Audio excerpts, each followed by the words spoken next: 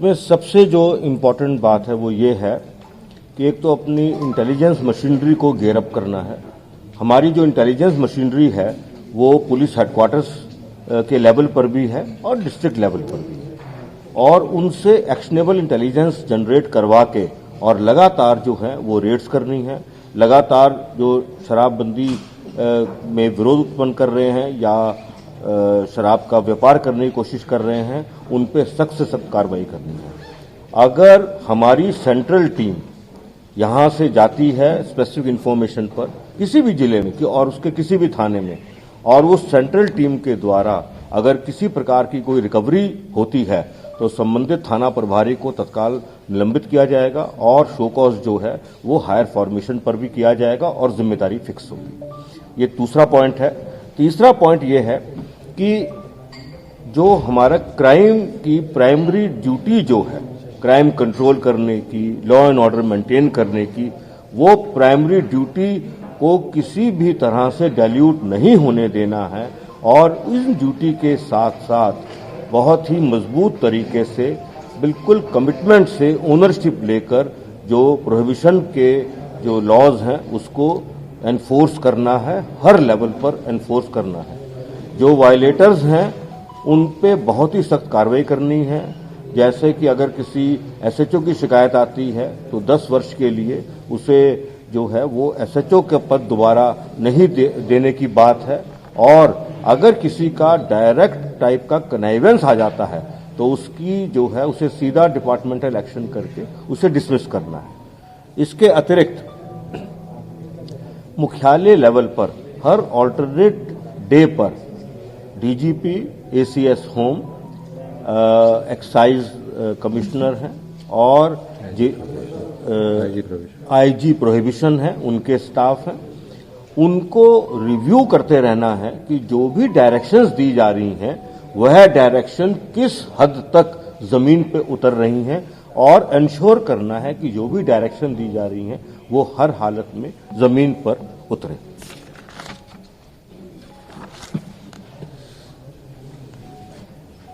एक और इम्पोर्टेंट जो बिंदु खड़ा हुआ है वो चौकीदार दफादारों से जुड़ा हुआ है।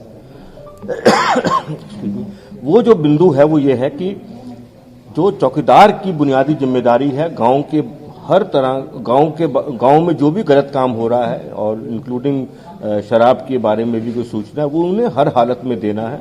उनकी परेड पर वरीय पदाधिकारी भी जाएंगे और अगर जो है वो अपनी बुनियादी जो ड्यूटी है उसमें कोई कमी रखेंगे तो उन पर भी जो है वो सख्त कार्रवाई की जाएगी। चौकीदार हैं, दफादार हैं हमारे, और हमारा जो थाना लेवल है वो भी इंटेलिजेंस कलेक्शन का बहुत ट्रेडिशनल एक सोर्स रहता है। उनको भी उस काम में पूरी मदद करनी है और एक एलिमेंट ऑफ ट्रस्ट जो है वो चौकीदार, दफादार, थानेदार और वरीय पदाधिकारियों के बीच में ट्रस्ट और समन्वय स्थापित करना है। पब्लिक को अपने साथ रोपिन कर लेना है ताकि जिस प्रकार का सूचना, जैसे ही कोई सूचना मिले उसमें उनका नाम पूरा गुप्त रखते हुए और मजबूत से मजबूत कार्रवाई की जा सके। यही अभी बुनियादी बातें हैं, इन पर जो डायरेक्शंस हैं वो दिए गए हैं। इनका इम्प्लीमेंटेशन बिल्कुल सीरियसनेस से और इसके वायलेटर्स पे बहुत सख्त कार्रवाई करने की जो निर्णय है वह हुए हैं। निर्णय ये पहले भी थे, इनका इम्प्लीमेंटेशन पहले भी हुआ है। अब इन निर्णयों पर और सख्ती से इम्प्लीमेंटेशन करने की बात है। सिंघल सर, जो कानून है, आज जो मीटिंग हुई है, जो पिछले कानून में कुछ इस बार जो मीटिंग आज हुई इसमें नया क्या जोड़ा गया है? देखिए, बात नया जोड़ने की और पुरानी कोई बात नहीं है। कानून तो जो पास है, कानून जो है वो ऑलरेडी एग्जिस्ट कर रहा है। सवाल ये होता है कि कानून के अंदर विभिन्न पहलू होते हैं, उनके इम्प्लीमेंटेशन हर पहलू पर कितनी सीरियसनेस तरीके से होता है, और अगर नहीं हो रहा है तो उसको समय समय पर रिटरेट भी किया जाता है और समय समय पर वायलेटर्स के खिलाफ कार्रवाई भी की जाती है, ताकि जो कानून के प्रावधान हैं उनको बिल्कुल कानून की स्पिरिट के आधार पर और उसके इंटेंशन के आधार पर इम्प्लीमेंट किया जा सके। चौकीदार और थानेदार को जिम्मेवार ठहराया जाएगा, इनके ऊपर के अफसरों को क्या किस तरह की जिम्मेवारी, कोई एक्शन लिया जाए? मैंने अभी क्लियर किया, मैं दोबारा क्लियर कर रहा हूं कि कि देखिए बुनियादी हर काम करने के तरीके हैं और उसमें जिम्मेदारी का निर्धारण होता है। अब गांव की सूचना सिवाय चौकीदार दफादार के और कोई नहीं दे सकता है, प्राइमरी उन्हीं को सूचना देनी है।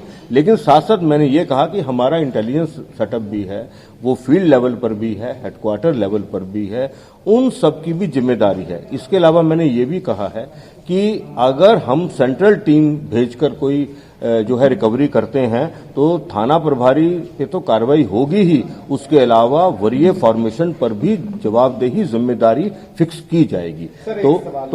तो आपका जो सवाल है उसका उत्तर मैंने स्पष्ट तरीके से दिया है। ये जो कार्रवाई का जो कार्रवाई करने की बात है वो केवल हमारे चौकीदार दफादार या थाना तक सीमित नहीं रहेगी, ना पहले थी ना अभी भी है। और जो सिचुएशन के हिसाब से जो हायर फॉर्मेशन है उस पर भी जवाबदेही फिक्स की। क्या नीचे स्तर पर जो पुलिस वाले हैं उनकी लापरवाही का लगातार दिशा निर्देश दिए जा रहे हैं, लगातार नियम सख्त किए जा रहे हैं, लेकिन बार बार जो है होम डिलीवरी की बात आ रही है। और जहां भी हम लोग रिपोर्टिंग के लिए जा रहे हैं, जैसे भी आपने देखा कि 24 लोग 25 लोग मरे गोपालगंज, और बात कर लें इसकी समस्तीपुर की, तमाम जगहों पे मरे।